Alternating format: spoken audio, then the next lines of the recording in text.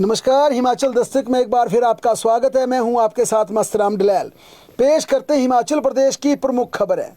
केंद्र सरकार ने कर्मचारियों की ओल्ड पेंशन बहाली को लेकर साफ मना कर दिया है। पिछले कल लोकसभा में एक प्रश्न के उत्तर में केंद्रीय वित्त मंत्री निर्मला सीतारमण ने कहा कि ओल्ड पेंशन पर केंद्र सरकार कोई विचार नहीं रखती, यानी कि देश के कर्मचारियों को पुरानी पेंशन योजना किसी भी सूरत देश में लागू नहीं की जाएगी।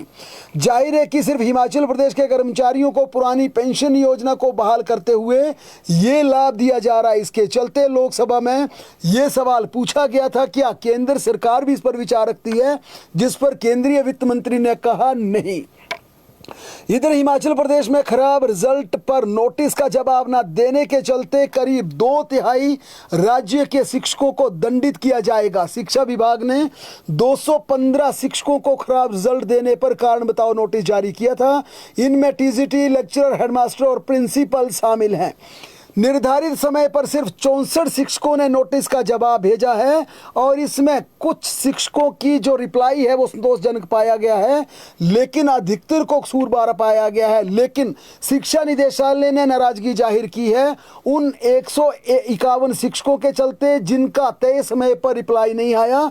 लिहाजा स्कूल निदेशालय ने अब वार्निंग लेटर के साथ सभी डिप्टी डायरेक्टर को चिट्ठी लिखी है कि 15 अगस्त से पहले अगर बाकी रहते 151 शिक्षकों का जवाब नहीं आया तो उन्हें डीम्ड दोषी माना जाएगा। यानी सरकार ये मान लेगी कि उन्हें अपने पक्ष में कुछ नहीं कहना है, उन्होंने अपना कसूर कबूल कर लिया कि वो खराब रिजल्ट देने के लिए दोषी हैं और उनकी 1 साल की इंक्रीमेंट बिना किसी जवाबदेही के रोक दी जाएगी। और इनमें से जिन शिक्षकों का पिछले साल भी खराब रिजल्ट रहा उनकी 2 इंक्रीमेंटें रोक दी जाएगी।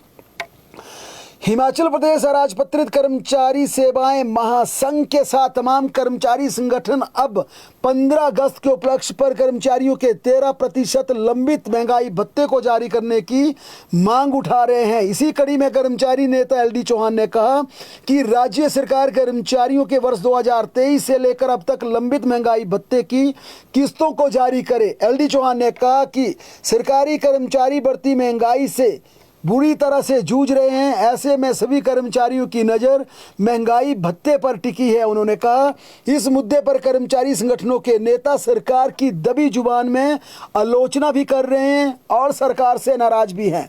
चौहान ने कहा कि पिछले वर्ष मुख्यमंत्री ने संगठन से वायदा किया था कि 6 माह के भीतर वह स्वयं कर्मचारियों के डीए व एरियर का भुगतान कर देंगे और 2 बार उन्होंने डीए की घोषणा भी की है, लेकिन इसे लेकर अभी तक अधिसूचना जारी नहीं की गई है। उधर एचआरटीसी के चालकों और परिचालकों को लेकर 2 करोड़ की राशि राज्य सरकार ने जारी कर दी है। हाल ही में ड्राइवर कंडक्टर यूनियन की डिमांड को लेकर एक महत्वपूर्ण बैठक हुई थी। इस बैठक के बाद आज डिप्टी सीएम मुकेश अग्निहोत्री ने कहा कि एचआरटीसी के चालकों व परिचालकों को 1 माह का ओवर टाइम भत्ता और रात्रि ओवर टाइम भत्ता देने के लिए राज्य सरकार ने 2 करोड़ रुपया जारी कर दिया है। हिमाचल प्रदेश विद्युत बोर्ड अधिकारी, इंजीनियर, कर्मचारी व पेंशनर्स में छिड़े घमासान के बीच मुख्यमंत्री सुखविंदर सिंह सुक्खू ने आज इन तमाम कर्मचारियों को, जो इनकी ज्वाइंट एक्शन कमेटी है, मीटिंग करने के लिए ओकोबर बुलाया है और ये बैठक करीब आधा घंटा पहले शुरू हो चुकी है। इस बैठक में कर्मचारी की चार्जशीट और ओल्ड पेंशन सहित दूसरी मांगों पर विचार किया जा रहा और इस बैठक में सूचना है कि जो पहले आधे घंटे की चर्चा है उस चर्चा के अनुसार मुख्यमंत्री ने कई मांगों को लेकर हामी भर दी है, कई डिमांड मानने पर हामी भर दी है और ये कहा है कि जो जायज़ डिमांड होगी कर्मचारियों की उन्हें मांग लिया जाएगा। मुख्यमंत्री सुखविंदर सिंह सुक्खू ने आज युवा दिवस के मौके पर अपने सरकारी आवास ओकोबर से साइकिल रैली और मैराथन को हरी झंडी दिखाकर रवाना किया। इसके बाद मुख्यमंत्री ने 12 अगस्त से 12 अक्टूबर तक चलने वाले HIV जागरूकता अभियान का शुभारंभ किया। ये अभियान राज्य के 6000 गांवों, 1500 से अधिक शैक्षणिक संस्थानों को कवर करेगा। उन्होंने शिमला में 50 टैक्सी चालकों को कार विन वितरित किए और कार विन वितरित अभियान के दूसरे चरण का शुभारंभ किया। पहले चरण में 4000 कार विन वितरित किए गए थे, जबकि दूसरे चरण में 6000 कार के लिए डस्टबिन दिए जाएंगे। उन्होंने नशीली दवाओं के दुरुपयोग और HIV के प्रति जागरूकता की शपथ भी दिलाई। महत्वपूर्ण है कि हिमाचल प्रदेश ने जिस प्रकार से एड्स कंट्रोल सोसाइटी शानदार काम कर रही है, उसमें न केवल हिमाचल प्रदेश बल्कि केंद्र सरकार ने भी पूरे देश में हिमाचल के मॉडल को अपनाने की बात करते हुए कहा है कि एड्स की जागरूकता पर जो अभियान हिमाचल प्रदेश में चलाया जा रहा है, उसे लेकर सभी राज्यों को अमल करना चाहिए और हिमाचल प्रदेश को मॉडल मानकर आगे बढ़ना चाहिए। इसी अवसर पर मुख्यमंत्री ने मीडिया से बातचीत करते हुए कहा कि लोकसभा चुनाव में गड़बड़ी के सवाल को जो उनसे महत्वपूर्ण पूछा गया था, उन्होंने कहा कि ये स्टडी करने का विषय है। अगर प्रतिभा सिंह ने मंडी लोकसभा चुनाव में गड़बड़ी की बात की है तो इसमें जरूर सत्यता होगी। मुख्यमंत्री ने अपने दिल्ली दौरे पर भी साफ स्पष्ट किया कि वे फिलहाल दिल्ली नहीं जा रहे हैं। मुख्यमंत्री ने कहा कि फिलहाल उनका दिल्ली जाने का कोई कार्यक्रम नहीं है। उन्होंने इतना जरूर कहा कि जल्द संगठन का विस्तार किया जाएगा। मुख्यमंत्री सुक्खू ने खराब मौसम के दौरान लोगों को एहतियात बरतने की अपील की। मुख्यमंत्री ने कहा लगातार मौसम खराब बना हुआ है, ऐसे में अलग अलग स्थानों के लिए अलर्ट जारी किए जा रहे हैं। उन्होंने कहा लोगों को एहतियात बरतने की खासकर इस अगस्त के महीने में सख्त जरूरत है। हिमाचल प्रदेश सरकार ने कृषि और बागवानी विश्वविद्यालय में बीसी नियुक्ति को लेकर राजभवन की ओर से जारी विज्ञापन नोटिस को वापस ले लिया है। 18 अगस्त से शुरू हो रहे विधानसभा के मानसून सत्र में सरकार इस बाबत संशोधन विधेयक द्वारा पेश करने जा रही है। कृषि विश्वविद्यालय पालमपुर और बागवानी विश्वविद्यालय नोनी में बीसी की नियुक्ति के लिए राज्य सरकार ने संशोधित विधेयक पारित किया है। इसके तहत बीसी की नियुक्ति में प्रदेश सरकार की भूमिका का प्रावधान किया गया है। राजभवन ने इस बिल को बिना मंजूरी के साथ आपत्तियां लगाते हुए वापस लौटा दिया था। इसी कारण सरकार ने बीसी की नियुक्ति की प्रक्रिया पर पूर्णतया रोक लगाते हुए अब इस विधेयक को दोबारा मंजूरी के लिए मानसून सत्र में लाने का फैसला किया है। नियम ये कहते हैं कि कोई बिल, कोई विधेयक अगर राजभवन से बिना मंजूरी के लौटाया जाए तो उसे दोबारा हाउस में पारित करके डीम्ड इम्प्लीमेंट यानी डीम्ड मंजूर माना जाता, उसे फिर राजभवन भेजने की जरूरत नहीं होती। इसमें सरकार की मंशा साफ है कि हिमाचल प्रदेश के विश्वविद्यालयों में राज्य सरकार जो बीसी की नियुक्ति होगी उसे अपने अधिकार क्षेत्र में लाना चाहती है, क्योंकि इस पर सरकार पहले स्पष्ट कर चुकी है कि विश्वविद्यालय के लिए फंडिंग सरकार करे, लेकिन बीसी की नियुक्ति का अधिकार राजभवन को क्यों हो, यही राजभवन और सरकार के बीच द्वंद्व चला हुआ था, जिसमें अब बीसी की नियुक्ति को लेकर दोबारा जो संशोधित बिल है वो पास करवाने के लिए मानसून सत्र में लाया जाएगा। प्रदेश के सरकारी स्कूलों में लाखों छात्रों की अब घर बैठे हर हफ्ते ऑनलाइन परीक्षा होगी। छात्रों को जो पढ़ाया गया है उसका रिवीजन हर शनिवार को करवाया जाएगा। शिक्षाविद पढ़ाए गए सिलेबस के आधार पर छात्रों को ऑनलाइन प्रश्न पत्र तैयार करेंगे। सभी सरकारी स्कूलों के लाखों छात्रों के लिए समग्र शिक्षा अभियान द्वारा डिजिटल होम लर्निंग प्रोग्राम शुरू किया गया है। हिमाचल प्रदेश हाई कोर्ट ने स्पष्ट कर दिया कि रिवाइज पे स्केल 2022 का लाभ उन कर्मचारियों को भी मिलेगा जो इन नियमों के लागू होने के बाद रेगुलर हुए हैं। न्यायाधीश ज्योत्सना रिवाल दुआ की अदालत ने राज्य सरकार को निर्देश दिए कि 3 सप्ताह में मोहित शर्मा के फैसले के अनुरूप याचिकाकर्ताओं के मामले में रिवाइज्ड पे स्केल नियम 2022 के तहत फिर से राज्य सरकार विचार करे। एक अन्य फैसले में हिमाचल प्रदेश हाई कोर्ट ने कहा कि किसी उम्मीदवार के खिलाफ केवल एफआईआर लंबित होने के आधार पर उसे अनुकंपा नियुक्ति से वंचित नहीं किया जा सकता। अदालत ने राज्य सरकार को 4 हफ्ते के भीतर याचिकाकर्ता को अनुकंपा के आधार पर नियुक्ति पत्र जारी करने के आदेश पारित किए हैं। न्यायाधीश संदीप शर्मा की अदालत ने यह भी स्पष्ट किया कि याचिकाकर्ता की सेवा की निरंतरता आपराधिक मुकदमों के परिणाम पर निर्भर करेगी। एक अन्य फैसले में हिमाचल हाई कोर्ट ने राज्य पर्यटन विकास निगम पर तल्ख टिप्पणी की है। अदालत ने निगम को चेतावनी दी है कि अगली सुनवाई तक फैसले की अनुपालना नहीं की गई तो क्यों ना हिमाचल प्रदेश विकास निगम जो एचपीटीडीसी की संपत्तियां हैं उनके कुर्की करने के आदेश पारित कर दिए जाएं।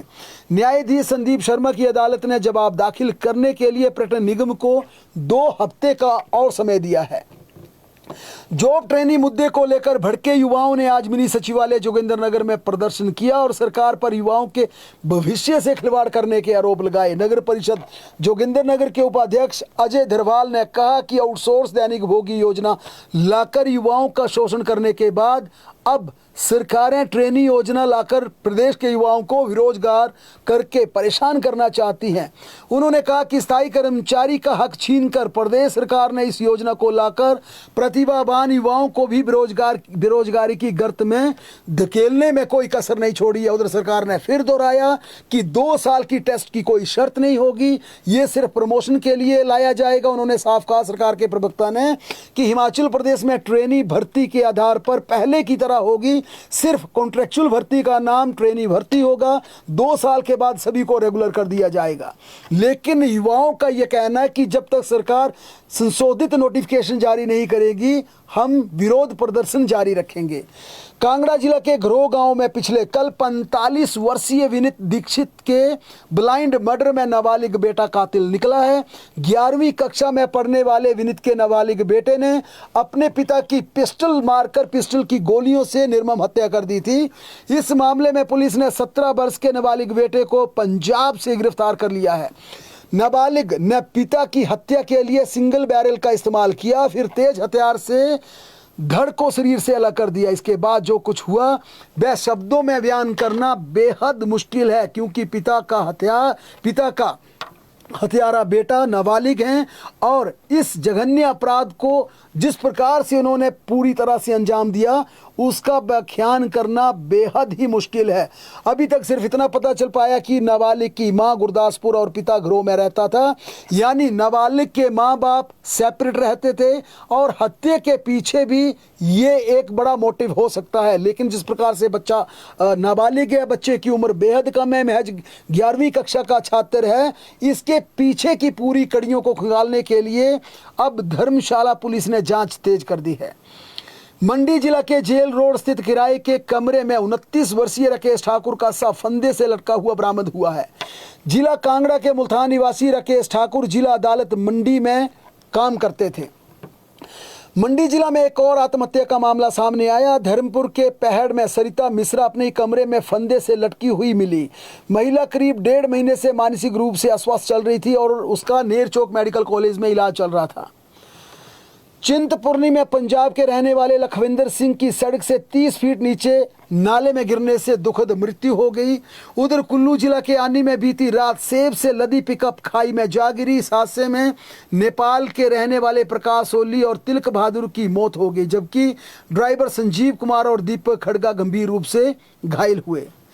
हिमाचल प्रदेश में लगातार जारी बारिश से कई क्षेत्रों में भूस्खलन व पेड़ गिरने की घटनाओं से जनजीवन बुरी तरह प्रभावित हुआ है। चंबा जिला में आज चलती बस पर पहाड़ी से पत्थर गिर गए, इसमें 2 यात्रियों को हल्की चोटें आई। 40 के करीब सवारियों को लेकर निजी बस चांजू से बंजराड़ू की तरफ रवाना हुई थी। चंबा पठानकोट हाईवे के समीप भी सड़क मार्ग के धंसने से वाहनों की आवाजाही प्रभावित हुई। प्रदेश की राजधानी शिमला में देर रात जबरदस्त बारिश के चलते कई स्थानों पर पेड़ गिरने और भूस्खलन से भारी नुकसान हुआ है। शहर के विकास नगर में पेड़ गिरने से एक भवन की छत टूट गई और सड़क भी बंद हो गई। मंडी कुल्लू मार्ग पर जनोगी मोड़ के पास बीती रात पहाड़ी से पत्थर गिरने के कारण चंडीगढ़ मनाली नेशनल हाईवे रात को यातायात के लिए बाधित हो गया। मौसम विज्ञान केंद्र ने बिलासपुर, कांगड़ा, मंडी, शिमला व सिरमौर के लिए फिर से ऑरेंज अलर्ट जारी कर दिया है। 14 अगस्त को भी इन्हीं 5 जिलों में हैवी टू हैवी रेनफॉल होने का अलर्ट जारी किया गया है। इन 2 दिनों में किन्नौर व लाहौल स्पीति को छोड़कर शेष जिलों में भारी बारिश होने का येलो अलर्ट जारी हुआ है। प्रदेश में 15 से 18 अगस्त के बीच भारी बारिश का पूर्वानुमान लगाया जा रहा है और साथ में ये भी चेतावनी दी गई है कि खासकर इस रेनी सीजन में जो आने वाले 3-4 दिन हैं, लोग अनावश्यक यात्रा के लिए घरों से बाहर ना निकलें और खासकर जो संभावित क्षेत्र हैं जहां पर लैंडस्लाइड होता है, बड़े स्तर पर भूस्खलन होता है, पत्थर गिरते हैं, स्टोन शूटिंग होती है, उन इलाकों में जाने से परहेज करें और एडवाइजरी का पूरा पालन करें। बहरहाल प्रदेश की तमाम बड़ी खबरों के लिए लगातार जुड़े रहें हमारे साथ, देखते और पढ़ते रहें हिमाचल दस्तक।